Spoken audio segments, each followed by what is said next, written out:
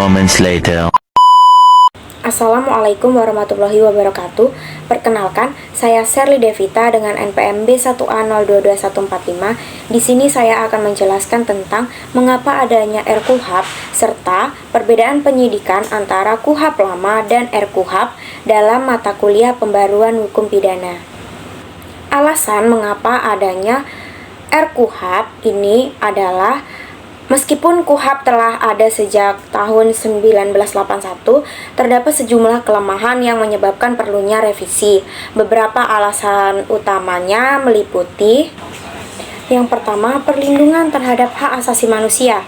Pasal-pasal dalam KUHP yang ada dianggap belum sepenuhnya melindungi hak-hak asasi manusia tersangka dan terdakwa.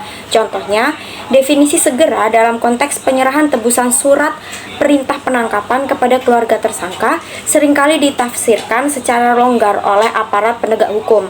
Revisi bertujuan untuk memperjelas dan memperkuat perlindungan tersebut. Yang kedua, ketidakjelasan dan keterbatasan pasal. Beberapa pasal dalam KUHP yang dianggap kurang jelas dan detail sehingga memungkinkan penafsiran yang beragam dan bahkan berpotensi merugikan warga negara. Revisi diharapkan menghasilkan pasal-pasal yang lebih spesifik dan mudah dipahami. Yang ketiga, adaptasi terhadap perkembangan hukum dan teknologi. Seiring perkembangan zaman dan teknologi, diperlukan penyesuaian KUHP agar tetap relevan dan efektif dalam menangani berbagai jenis kejahatan termasuk kejahatan cyber. Dan yang keempat, penguatan peran korban. Revisi KUHP juga bertujuan untuk memperkuat perlindungan dan peran korban dalam peradilan pidana. Selanjutnya, perbedaan penyidikan antara KUHP lama dan rancangan KUHP. Undang-Undang Nomor 8 Tahun 1981 atau Kitab Undang-Undang Hukum Acara Pidana KUHP dianggap tidak lagi relevan. Permasalahan dalam praktik yang tumpang tindih mengenai kewenangan serta lemahnya perlindungan HAM. Maka dari itu, perlunya reformasi hukum acara pidana. KUHP yang telah berlaku lebih dari 40 tahun tidak mampu menjawab tantangan zaman. RKUHP dirancang sebagai jawaban atas perlunya hukum acara pidana yang modern dan berorientasi pada HAM. Perbandingan pengaturan proses penyidikan dalam KUHP yang berlaku dengan rancangan KUHP terbaru, yaitu KUHP saat ini dinilai tidak lagi sejalan dengan dinamika hukum dan kebutuhan masyarakat, sehingga muncul urgensi untuk menggantikannya dengan hukum acara yang baru. Seiring berjalannya waktu, Indonesia mulai menyusun rancangan Undang-Undang Kitab Undang-Undang Hukum Acara Pidana atau RUU KUHP karena KUHP yang lama dinilai sudah tidak sesuai lagi dengan perubahan sistem ketatanegaraan dan perkembangan hukum masyarakat. RUU KUHP dirancang untuk lebih melindungi hak-hak pihak yang terlibat dalam proses hukum seperti tersangka, terdakwa, terpidana, saksi, maupun korban, serta memperkuat peran dan kewenangan aparat penegak hukum agar lebih relevan dalam konteks hukum dan ketatanegaraan saat ini. Undang-Undang Nomor 8 Tahun 1981 tentang hukum acara pidana patut diapresiasi karena ketika dirancang pada era 1970-an hingga diresmikan pada 1981, undang-undang ini telah menjadi reformasi menyeluruh dari hukum acara pidana peninggalan kolonial. Undang-undang ini juga menjadi pijakan utama bagi aparat penegak hukum, mulai dari kepolisian, kejaksaan, hingga pengadilan dalam menjalankan tugas mereka. Dalam proses penegakan hukum oleh kepolisian dikenal istilah penyidikan. Pengaturan tentang penyidikan dalam KUHP tercantum dalam pasal 1 butir 2 KUHP, yakni dalam bab 1 mengenai penjelasan umum, yaitu penyidikan adalah serangkaian tindakan penyidik dalam hal dan menurut cara yang diatur dalam undang-undang ini untuk mencari serta mengumpulkan bukti yang dengan bukti itu membuat terang tentang pidana yang terjadi dan guna menemukan tersangkanya. Penyidikan dalam pasal ini bertujuan untuk mencari dan mendapatkan atau setidak-tidaknya mendekati kebenaran material, mencari siapakah pelaku yang dapat didakwakan melakukan suatu pelanggaran hukum, dan selanjutnya meminta pemeriksaan dan putusan dari pengadilan guna menentukan apakah terbukti bahwa suatu tindak pidana telah dilakukan dan apakah orang yang didakwa itu dapat dipersalahkan. Selanjutnya yaitu penyidik. RUU KUHP dalam pasal 6 memberikan definisi yang lebih luas mengenai penyidik, yakni mencangkup 3 kategori. Pertama, penyidik adalah pejabat dari Kepolisian Negara Republik Indonesia yang memiliki kewenangan utama dalam melakukan penyidikan. Kedua, penyidik dapat berasal dari kalangan pegawai negeri sipil yang secara khusus ditunjuk melalui undang-undang tertentu untuk menjalankan fungsi penyidikan. Ketiga, penyidik juga dapat berasal dari pejabat suatu lembaga yang ditetapkan secara khusus oleh undang-undang tertentu, yang juga diberi kewenangan melakukan penyidikan. Pengaturan ini mencerminkan upaya untuk menyesuaikan sistem penyidikan dengan kompleksitas dan spesifikasi berbagai jenis tindak pidana, sekaligus memperluas cakupan dan fleksibilitas dalam penegakan hukum. Jenis penyidik di KUHP lama dan RUU KUHP. Dalam RUU KUHP, terdapat perubahan signifikan dalam pengaturan jenis penyidik dibandingkan dengan KUHP yang berlaku sebelumnya. Dalam KUHP lama, pasal 6 ayat 1 hanya dikenal 2 penyidik, yaitu Polri dan PPNS.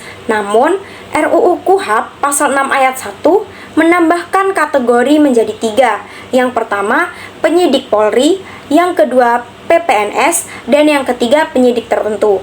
Sesuai pasal 7 ayat 3 dan ayat 4 RUU KUHP, PPNS dan penyidik tertentu tetap harus berada di bawah koordinasi dan pengawasan Polri hingga berkas perkara diserahkan ke penuntut umum.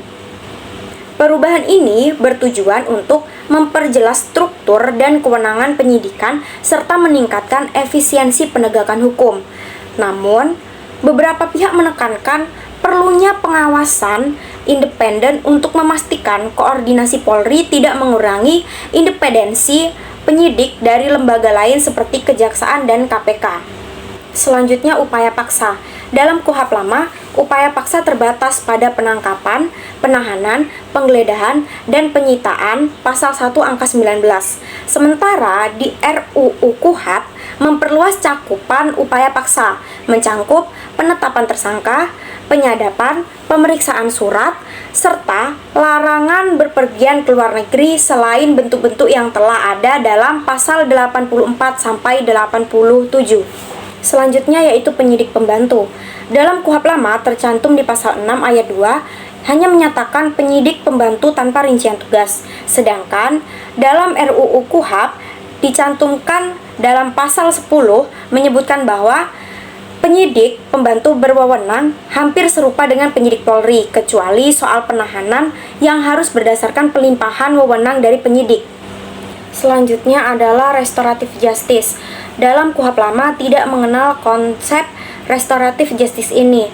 Namun, dalam RUU KUHP pasal 74-83 memperkenalkan mekanisme penyelesaian perkara di luar pengadilan melalui perdamaian antara pelaku dan korban di tingkat penyelidikan, penyidikan, dan penuntutan. Namun, pengaturan ini menuai kritik dari berbagai pihak.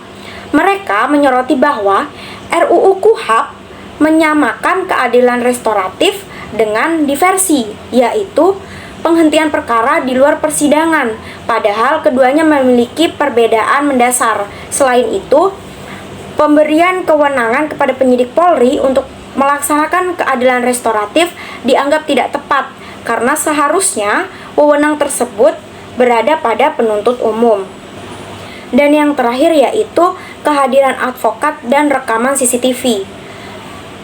KUHP lama tidak mengatur hak tersangka untuk didampingi advokat saat pemeriksaan penyidikan.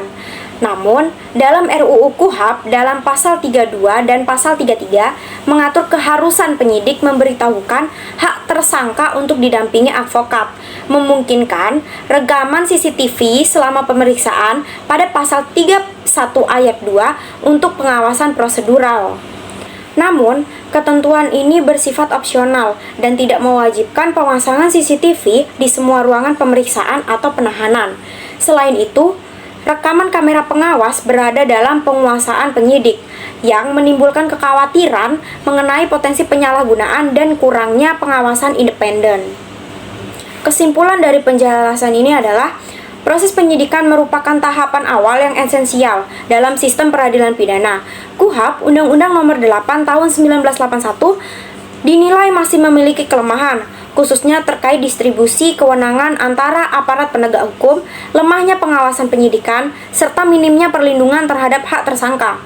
Dominasi kepolisian dalam tahap penyidikan tanpa keterlibatan awal dari jaksa berakibat pada kurangnya koordinasi dan akuntabilitas.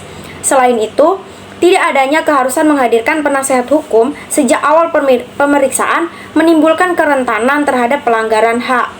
RUU KUHP ini hadir sebagai pembaharuan dengan menekankan prinsip objektivitas, akuntabilitas, dan penghormatan terhadap hak asasi manusia. Dalam rancangan tersebut, jaksa diberi peran strategis sebagai pengendali penyidikan dengan kewenangan memberi arahan, melakukan evaluasi, serta meminta perbaikan prosedur dari penyidik kepolisian. Secara normatif, RUU KUHP menunjukkan reformasi menyeluruh terhadap sistem penyidikan melalui perluasan klasifikasi penyidik, pengaturan upaya jaksa, memperdayakan penyidik pembantu, serta pengenalan mekanisme restoratif justice sebagai alternatif penyelesaian perkara yang lebih damai dan berkeadilan. Dengan demikian, RUU KUHP mencerminkan arah pembaharuan hukum acara pidana yang lebih modern, humanis, dan berorientasi pada prinsip due process of law. Sekian penjelasan yang dapat saya sampaikan. Kurang dan lebihnya mohon maaf. Saya akhiri. Wabillahi taufiq wal hidayah. Wassalamualaikum warahmatullahi wabarakatuh.